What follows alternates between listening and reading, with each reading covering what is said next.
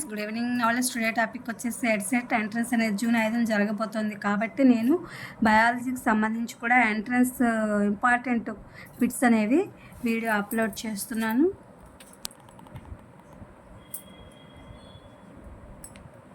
Important bits అనేది part 1గా నేను వీడియో అప్లోడ్ చేస్తున్నాను.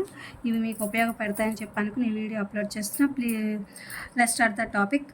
ఇటీవల ఉగ్రవాదులకు నిధులు అందకుండా చేయడంలో విఫలమైన ఏ దేశాన్ని గ్రేలీ లిస్టులోనే ఉంచుటకు ఫైనాన్షియల్ యాక్షన్ టాస్క్ ఫోర్స్ నిర్ణయించుకుంది? పాకిస్తాన్. ఇటీవలే వార్తల్లోకి వచ్చిన బహుళ రూకిరి ఆలివ్ రిడ్లీగూడ ప్రదేశం ఏ రాష్ట్రంలో ఉంది? కేరళ. ప్రపంచ ఛాంపియన్షిప్లో 13 స్వర్ణ పతకాలను గెలుచుకున్న మొట్టమొదటి జిమ్నాస్టు అయిన సైమన్ బైల్స్ ఏ దేశానికి చెందినవారు? అమెరికా.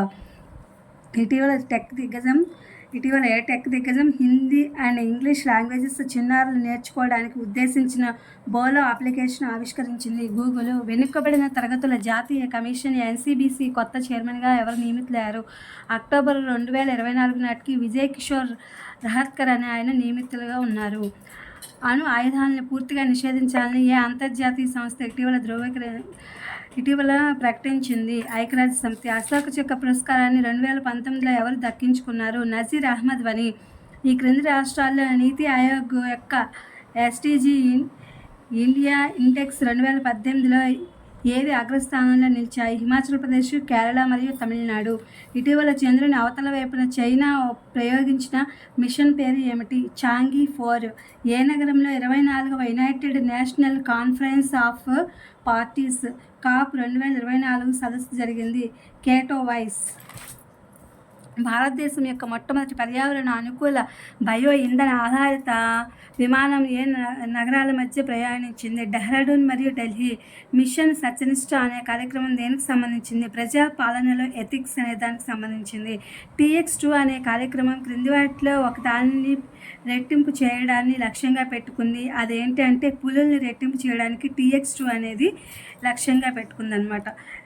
పాక్యాంగ్ విమానాశ్రయం ఏ రాష్ట్రంలో ఉంది? సిక్కిము. టీచింగ్ యాప్టిట్యూడ్ చూద్దాము. విశాల బోధన వాంఛ వాక్యమును వర్ణించు సాధారణ బోధనా సంకల్పము. విద్యాగమ్యము. అధిక వైవిధ్య శిక్షణ సామగ్రి వినియోగము విద్యార్థులను కలవరపెట్టుతుంది. బోధనాభ్యసన ప్రక్రియలో ప్రశ్నించడం వల్ల ముఖ్యంగా దేనిని పెంపొందించవచ్చు? ప్రతిబింబించిన మరియు సంజ్ఞానాత్మకోత్తర. రచయిత వాదములు లేదా చర్చలు, సత్ప్రమాణతను ధృవీకరించు ప్రశ్నలు, విమర్శనాత్మక ప్రశ్నలు. అప్పటికప్పుడు బోధన అను విచారణ ఆధారిత పద్ధతిని దైనందిన ప్రశ్నావళి పద్ధతి అని చెప్పి అంటారు.